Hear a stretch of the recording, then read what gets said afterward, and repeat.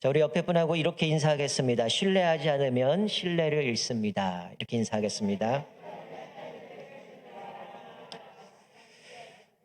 여러분, 당연한 얘기죠. 우리가 인간관계를 하다 보면 사실 상대방이 나를 믿지 않는데 나는 그 사람을 온전히 믿어준다? 사실 쉽지 않을 겁니다.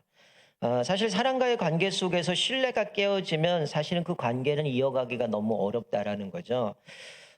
우리가 오늘 이 제목의 말씀은 성경에서도 우리 신앙도 동일하다고 얘기를 합니다. 하나님과의 관계 속에서 하나님을 향한 신뢰를 하지 않으면 우리는 하나님께 신뢰를 잃게 된다는 거죠. 하나님을 신뢰하지 않는데 하나님께서 우리에게 영광스러운 일을 맡기지 않으신다는 겁니다. 여러분, 국립국어대사전에 보니까 신뢰를 이렇게 정의합니다. 굳게 믿고 의지함이라는 거죠.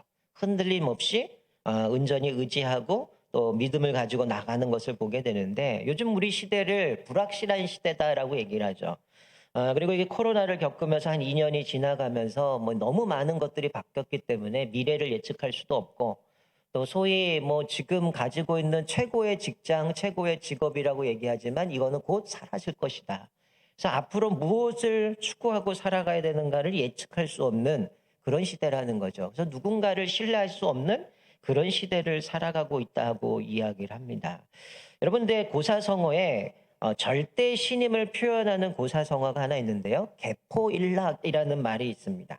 그러니까 옛날에 초나라에 개포라는 사람이 살았는데 젊었을 때는 의협심이 강하고 한 번 약속한 일은 반드시 그 일을 실행하는 사람이었습니다. 그래서 한나라 유방과 초나라 항우가 천하를 걸고 싸우게 되는데, 이 개포는 이 초나라 항우의 장소로 출전하게 됩니다. 그런데 전쟁에서는 한나라가 이기고 초나라가 멸망하게 됩니다. 지게 돼요. 그래서 이 한나라 유방이 이제 이 개포에게 그 목에다가 상금을 겁니다. 누구든지 이 사람을 잡아오면 내가 황금 1000냥을 주겠다라고 사람을 고발하면 내가 그렇게 상금을 준다고 얘기를 해요. 그런데 그를 아는 사람 중 누구 하나도 그 사람을 고발한 사람이 없다는 거예요. 왜냐하면 알고 봤더니 이들이 이런 얘기를 하는 거예요. 황금 100냥을 얻는 것이 이 개포의 승낙 한 번 받는 것보다 못하다라고 얘기를 하는 거죠. 왜냐하면 아무리 황금 100냥이 있을지라도 이 개포가 한 번 승낙하면 이 사람은 반드시 해주는 사람이기 때문에 모든 사람이 신임을 하고 있다는 거죠. 저는 이 개포일락이라는 이야기를 들으면서 그 생각이 들더라고요. 우리의 신앙이 이랬으면 좋겠다라는 생각이 듭니다. 우리가 정말 찬양하는 것처럼 주 예수보다 귀한 것은 없네. 또 세상의 어떤 부귀보다 금보다도 예수님만이 가장 우리가 귀한 것은 없다라는 그 믿음의 고백이 우린 주님 한 분만으로 만족합니다라고 하는 것처럼 그 어떤 것과도 비교할 수 없는 그 하나님을 향한 그 신뢰가 흔들리지 않았으면 좋겠어요. 오늘 우리가 읽은 이 본문의 말씀은 지난주 말씀을 먼저 좀 잠깐 살펴보면, 여러분, 지난주 말씀이 뭐였습니까? 한마디로 이스라엘 백성이 하나님의 신뢰를 깨뜨렸습니다.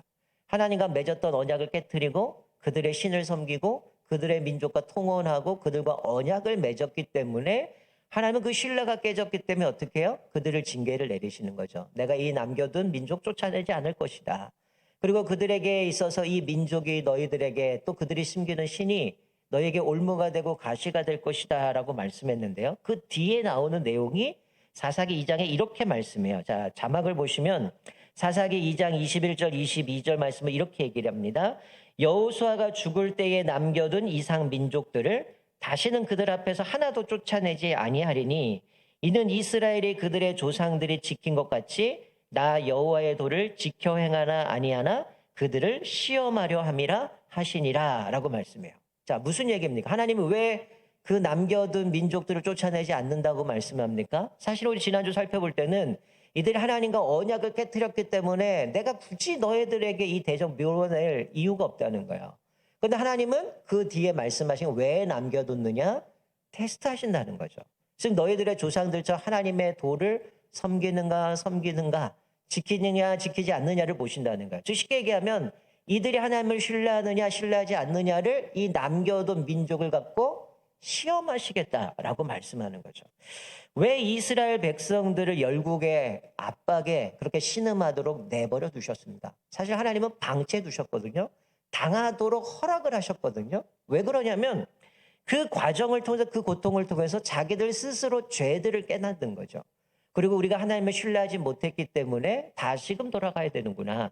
하나님을 신뢰해야 되는구나. 그걸 깨닫게 하시는 거죠. 안타까운 것은 이들이 사사기에 나오는 12명의 사사가 나오는 동안에 7번이 이 악순환이 마치 다람쥐 쳇바퀴 도는 것처럼 반복되어진다는 거예요. 자, 오늘 1절 말씀 보니까 이렇게 기록하죠. 에훗, 왼손잡이 에훗이 죽고 났더니 하나님이 경고하신 대로 이들은 또다시 범죄를 합니다. 심히 악을 행했다라고 말씀. 여호와의 목전에서 심히 악을 행했다라고 말씀합니다. 그래서 하나님은 어떻게 해요? 가나안 땅에 있는 하솔에 있는 가나안 왕 야빈의 손에 이스라엘을 팔아버립니다. 즉 하나님이 의도적으로 그들을 그냥 당하도록 내버려 두셨다는 거예요. 그냥 내버려 두신 겁니다. 왜 그럴까요? 이들이 압제를 당해봐야 하나님의 은혜를 생각하고 자신들의 범죄를 깨닫기 때문에 그래서 이들이 20년 동안 학대를 당하게 됐다라는 거죠. 그런데 사실 이 가나안 왕 야빈은 여러분 여호수아의 말씀을 보면 이미 이거는 여호수아 때 이미 끝난 민족이었어요. 자, 우리 자막을 볼까요? 여호수아 11장 10절에 이 하솔, 이 가나안 왕이 지금 하솔에 사는데요. 이렇게 말씀합니다. 하솔은 본래 그 모든 나라의 머리였더니 그때의 여호수아가 돌아와서 하솔을 취하고 그 왕을 칼날로 쳐 죽이고 그 뒤에 내용 보면 한 명도 남겨놓지 않고 다 죽였습니다. 근데 그때로부터 시간이 한 150년이 지난 거예요. 그러니까 가나안 지역의 모든 나라의 머리였던 이 하솔 왕을 여호수아가 점령하고 그 왕을 죽이고 그들의 민족들 다 제거해 버렸는데 150년이 지나는 동안에 그 후손들이 다시금 어떻게 된 겁니까? 탈환하고 그곳에 과거의 영광을 되찾은 거죠. 근데 역전이 됩니다. 이스라엘 백성들이 그들을 압제하고 그들을 다 제거했는데 이제는 그들이 쳐들어와서 20년 동안 이스라엘 백성들을 압제하게 됩니다. 그런데 드보라의 노래가 그 뒤에 우리가 오늘 읽은 말씀 뒤에 나오는데 이런 고백을 해요. 이들이 압제하는 동안 이스라엘 백성들이 대로변으로 다닌 적이 없어요. 이들이 너무나 무서웠기 때문에 오솔길로 뒷길로 돌아다녔다는 거죠. 여러분 오늘 여기 말씀해 보면 20년 동안 이들이 압제를 받았다는 겁니다. 그러자 이들이 하나님 앞에 부르짖기 시작하는데 자 7번의 악순환이 반복된다는 이런 패턴이죠. 이스라엘 백성들이 악을 행해요. 그러면 하나님은 어떻게 합니까? 내버려 둘 수 없죠. 그들의 죄를 심판하시기 위해서 이방 나라를 들어다가 이들을 괴롭히게 만들어요. 압제를 당하게 돼요. 그러면 이들이 고통을 받다가 하나님 앞에 부르짖기 시작하면 하나님 우리가 죽을 죄를 졌습니다. 우리가 하나님을 신뢰하지 못했습니다. 우리를 용서해 주십시오. 우리를 구원해 주십시오. 그러면 하나님이 사사를 세워요.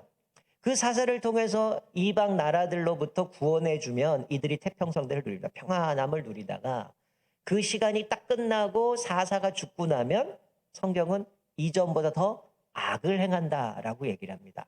그러면서 태평성대 누렸던 그 기간보다 이들이 이제 그 이후에 보면 악을 더 행하게 되고 더 악한 모습을 변질돼요. 그러면 또 어떻게 할까요? 이방 나라를 또 보내서 그들을 압제합니다. 그럼 고생하다가 그들이 또 하나님 앞에 부르짖으면 하나님이 사사를 세워주고 그들을 구원하면 또 태평성대 누리다가 사사가 죽으면 또다시 돌아가서 악을 행하. 이게 이제 7번 반복되어진다는 거죠. 안타까운 것은 이들이 이것을 보면 깨닫고 돌이켜야 되는데 돌이키지 못하고 그것이 계속 반복되고 있다라는 것이죠. 그러니까 이들이 지금 멸망시켰던 그 민족이 다시금 쳐들어와서 이를 괴롭힌다라는 것은 그만큼 이들이 얼마나 연약했는가. 그리고 얼마나 이들이 계속해서 하나님 앞에 타협하고 살았는지를 보여주는데 이들이 이제 20년 동안 그렇게 압제를 당하다가 드디어 하나님 앞에 부르짖기 시작합니다. 그런데 이스라엘을 괴롭혔던 이 하솔의 가나왕 야빈에게는 뭐가 있습니까? 900대의 철병거가 있습니다. 요즘 시대로 얘기하면 뭘까요? 가장 최고급의 막강한 최첨단 무기를 갖고 있다는 거예요. 우리 알다시피 유다가 여호수아가 죽고 나 하나님 누가 전쟁에 올라가야 됩니까? 할 때 유다가 가라. 전쟁을 나가죠. 평지에 있는 사람들은 제거했는데 골짜기에 있는 사람들 철병거가 있어서 쫓아내지 못해서 그 철병거는 이들에게는 두려운 존재입니다. 우리는 도저히 이들은 못 물리쳐.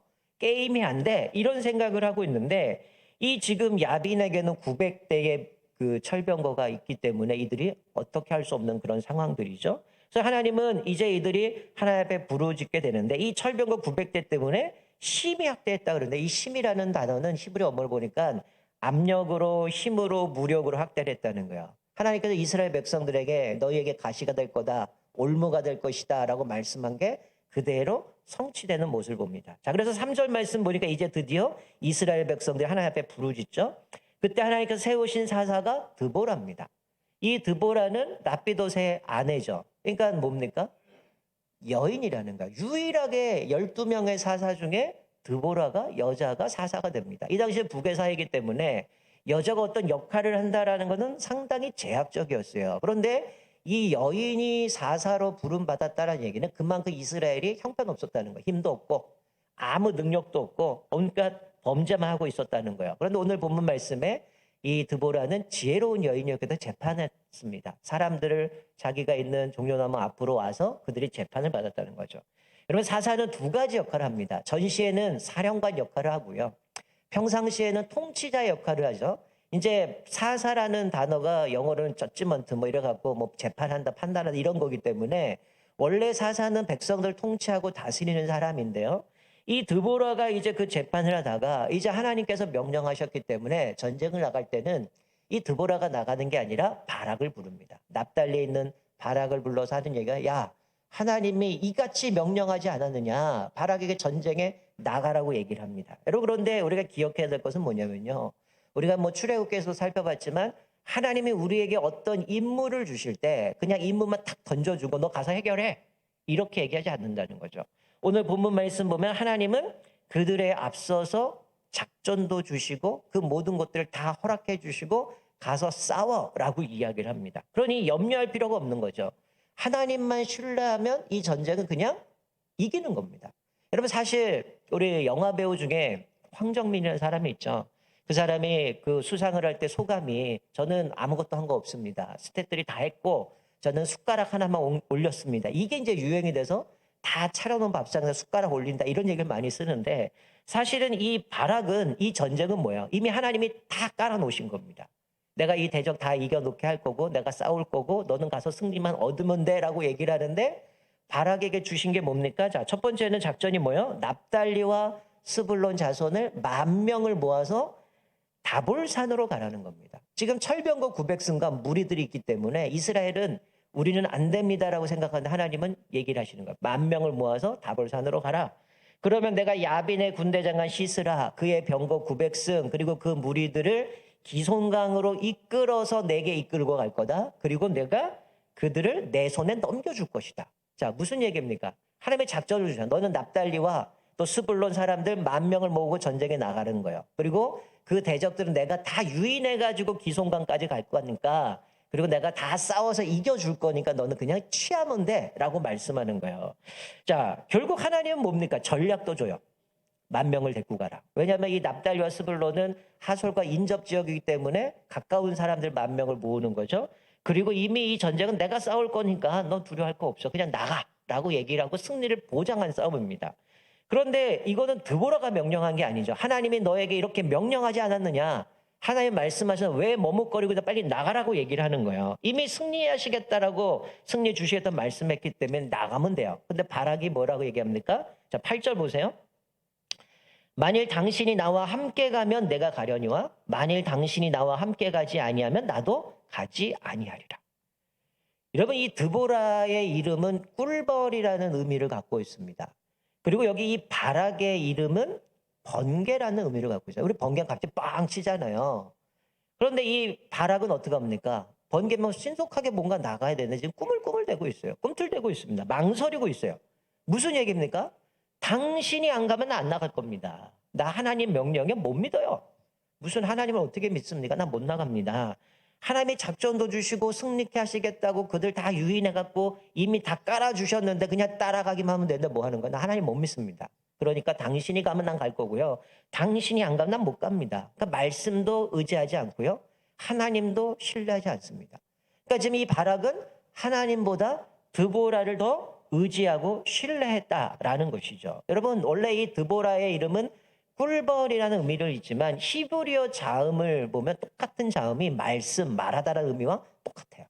그러니까 이 드보라는 사실은 뭡니까? 하나님이 말씀하신 그 말씀을 전달해 주는 사람이죠. 사사는 하나님이 아닙니다. 사사가 간다고 전쟁이 이기고 사사가 안 간다고 전쟁이 지고 이건 아니었어요. 그만큼 이 바락은 하나님을 신뢰하지 못했고 사람을 의지하는 모습을 보여주는 것이죠. 그러니까 이 모습을 통해서 지금 바락이 얼마나 연약한가, 얼마나 그 당시에 군대 장관이 이렇게 별볼을 없는가를 보여주고 있는 것이죠. 여러분 사랑하는 성도 여러분, 혹시 여러분들은 신앙생활에 있어서 본인의 신앙이 아니라 누군가의 신앙을 의존하고 있지는 않습니까? 때로는 부모의 신앙, 나보다 믿음이 좋은 사람, 아니면 목회자의 신앙을 의존하고 살아가고 있지는 않습니까? 내가 신앙생활한 지 예수를 믿은 지 오래됐음에도 불구하고 하나님이 말씀하는데도 마치 이 바락처럼 당신 안 가면 나 못 갑니다. 엄마 안 가면 나 못해요. 내가 기준도 없는데 어떻게 합니까? 믿음 좋은 권사님 안 가면 나 못합니다. 저 못해요. 이런 신앙의 모습을 갖고 있지 않아요? 여러분 하나님께서 이 바락에게 지금 말씀하고 있는 것은 정말 믿음으로 믿고 나가면 하나님의 이 전쟁을 승리해 주시겠다고 모든 것을 다 약속해 주셨는데 못 믿고 있다라는 거예요. 사랑하는 성도 여러분, 우리가 믿음으로 나아갈 때에 하나님은 우리 손에 그 전쟁의 승리를 하시도록 우리에게 모든 것들을 허락해 주실 뿐만이 아니라 우리 앞서서 하나님이 친히 그 문제들을 해결해 주신다는 거죠.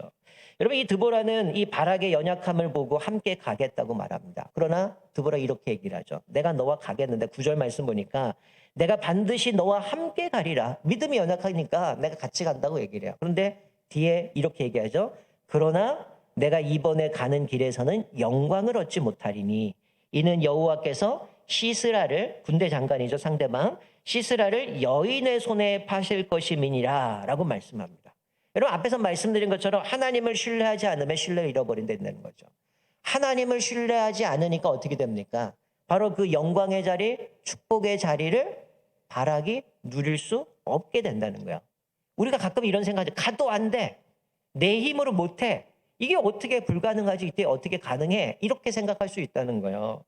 여러분 그러나 하나님은 한 번도 우리에게 뭔가 임무를 주시면 그냥 가라고 하지 않는다는 거죠. 여러분 오늘 본문의 말씀에 보니까 어떻게 감당할 능력을 주셔요. 길을 열어주셔요. 그들 다 유인하고 전쟁에 승리케 하시도록 하나님이 다 끝내놓습니다. 그냥 가서 하나님을 신뢰하고 믿음으로 나아가면 된다는 거죠. 여러분 하나님께서 우리에게 사명을 주세요. 또 직분을 주세요. 우리에게 어떤 일을 맡겨주실 때 그냥 그거 딱 던져주고 네 힘으로 알아서 해라고 하지 않습니다. 하나님 우리에게 그 일들을 감당할 수 있도록 모든 길을 열어주시고 힘을 주신다라는 거죠. 그런데 우리가 하나님께서 우리에게 맡겨주신 일을 받아들이지 않는다면, 믿음으로 받아들이지 않는다면 오늘 본문 말씀처럼 그 축복이 다른 사람에게 넘어갈 수 있다라는 거죠. 하나님을 믿음으로 행하면 내게 복이 됩니다. 하나님이 나에게 사명을 주시고 직분을 주고 그 일을 주신 이유가 뭘까요? 내가 잘나섭니까? 우리의 힘으로 할 수 있는 사람 아무도 없어요. 우리의 힘이 아니라 하나님의 능력 주실 거고 하나님이 그것을 인도해 주실 거기 때문에 나가라는 거예요. 믿고 나가라는 거죠. 그런데 우리가 믿음으로 행하면 그것이 내게 복이 되지만 믿음으로 나가지 않을 때는 어떻게 됩니까? 그 복은 받을 사람이 받는다는 거죠. 어떤 사람이 받습니까? 하나님을 신뢰하는 사람, 하나님 말씀에 순종하는 사람, 하나님의 통치에 하나님의 주권을 인정하는 사람에게 그 사람이 하나님의 나라를 누리고 그 복을 얻게 되어질 말씀합니다. 여러분 바락이 왜 지금 이 두려움 가운데 있습니까? 적이 두려워서 지금 이런 것이 아니라 사실은 하나님을 신뢰하지 않으면 그 결과 우리에겐 두려움이 찾아와요. 대적이 세기 때문에 두려운 게 아니고요. 사실 우리가 하나님을 못 믿기 때문에 신뢰하지 못했기 때문에 우리에게 찾아오는 게 두려움입니다. 사단이 그렇게 두렵게 만들어요. 그러니까 어떻게 해요? 사람 의지하고 내 힘 의지하고 권력 의지하고 상황 앞에 낙심하고 좌절하게 만들어 버린다는 거예요. 자, 결국 바락은 드보라와 함께 전쟁에 나가게 되죠. 그런데 그들을 전쟁에 나가게 하나님이 인도하신 데는 어디가? 기손 땅으로 인도하죠. 그런데 이때는 건기입니다. 그러니까 비가 내리지 않을 때니까 평야에 비가 없으니까 땅도 딱딱하고 그러니까 어떻게 보면 철병거들이 달리기 너무 좋죠. 그런데 막상 전쟁에 나갔더니 하나님이 어떻게 하십니까? 비가 내리게 만드셔요. 그러니 강가니까 비가 내리면 어떡할까요? 금세 진흙벌로 바뀌어버리는 거죠. 그러니까 이 900의 철병거가 옴짝달싹 못합니다. 그래서 이스라엘 백성 10,000명이 나가서 그들을 다 하나도 남겨놓지 다 죽여요. 그런데 시스라는 거기서 도망쳐 나갑니다. 자, 그런데 이 사람이 어디로 가냐? 오늘 본문 말씀 뒷부분에 보니까 겐 사람 헤벨의 집으로 갑니다. 여러분 1장에서 겐 사람은 누구냐면 모세의 장인이에요. 이드로. 모세의 장의 민족이죠. 근데 이들이 가나안 땅까지 와서 유다가 전쟁에 하나님 앞에 올라가라 할 때 그 전쟁을 치르면서 가나안에 같이 머물며 정착했는데 이 사람이 어떻게 됐는지 모르겠죠. 뚝 떨어져서 지금 여기 사는 거예요. 근데 이 사람은 누구냐? 하솔과 평화 조약을 맺었습니다. 왜 그렇게 조약을 맺었는지 모르겠지만 여러분 알다시피 이스라엘 백성들은 가나안 땅에 들어가면 그들과 언약도 맺지 말고 통혼도 하지 말고 관계도 맺지 말라고 했는데 이들이 언약을 맺어서 화평 언약을 맺습니다. 그런데 나중에 보면 이 뒤에 드보라의 노래를 보면 이 야엘, 오늘 간 데가 헤벨의 집에 야엘의 장막이거든요. 근데 이 사람의 행행 모습을 보면서 하나님이 칭찬하시는 모습을 보면서 하나님을 찬양하는 모습 가운데에 아마 하나님의 깊은 뜻이 있었던 것 같아요. 이때를 위해서. 자, 이 시스라는 당연히 언약을 맺었으니까 어떨까요? 이 집으로 도망가면 나는 당연히 살 거라고 생각했겠죠. 가서 지금 전쟁에 헐레벌떡 뛰어와가지고 나에게 물을 달라 그랬더니 이 야엘이 어떨까요? 이 사람에게 우유를 줍니다. 뜨뜻한 우유를 줬겠죠. 마치 에훗이 그 왕을 죽였던 것처럼 우유를 먹이고 이 왕이 이제 군대 장관이 잠이 들겠죠. 그러면서 얘기를 합니다. 혹시 나를 찾으러 오는 사람에서 나 없다고 얘기하고 나 좀 지켜줘라는 얘기를 하는 거죠. 그런데 이 시스라가 잠자는 동안 어떻게 합니까? 오늘 말씀해 보니까 이후에 이 야엘이 말뚝으로 시스라의 관자놀이를 때려가지고 뚫어서 이 사람을 죽입니다. 그러는 장면 가운데 이게 아까 봤던 바락은 이 900승을 다 제거하고 그 무리들을 다 죽여버리는데 시스라가 안 보이는 거예요. 아, 이 시스라는 자기 고향으로 도망갔구나. 어디까지 갑니까? 고향까지 올라갔다가 다시 돌아왔더니 어떻게 된 거예요? 이미 끝난 거죠. 시스라는 야엘을 통해서 죽임을 끝나게 된 겁니다. 바로 이게 하나님이 이 네가 전쟁에 나가겠지만 그 영광은 여인의 손에 팔릴 것이다 라고 하면서 여인의 손으로 돌아갈 것이다 라는 것이 그대로 이루어졌던 모습을 보게 됩니다. 어떤 학자는 이걸 재밌게 표현했어요. 드보라의 이름이 꿀벌이라는 의미가 있다고 그랬죠. 이 야엘이라는 사람의 이름은 염소라는 의미가 있습니다. 그래서 이 두 여인을 통해 이 시스라가 죽게 되고 이 가나안의 민족이 이제 그 야빈이 죽으면서 그 민족에서부터 압제를 벗어나는 모습 가운데 이렇게 해석을 하더라고요. 자, 꿀이었던 드보라, 야엘은 염소니까 염소의 젖. 이래서 젖과 꿀이 흐르는 가나안에 대한 약속을 하나님이 두 여인, 꿀과 염소라는 이름을 달려있는 드보라와 이 야엘을 통해서 하나님께서 가나안에 대한 약속을 이루셨다. 이렇게 이제 해석하는 분이 있습니다.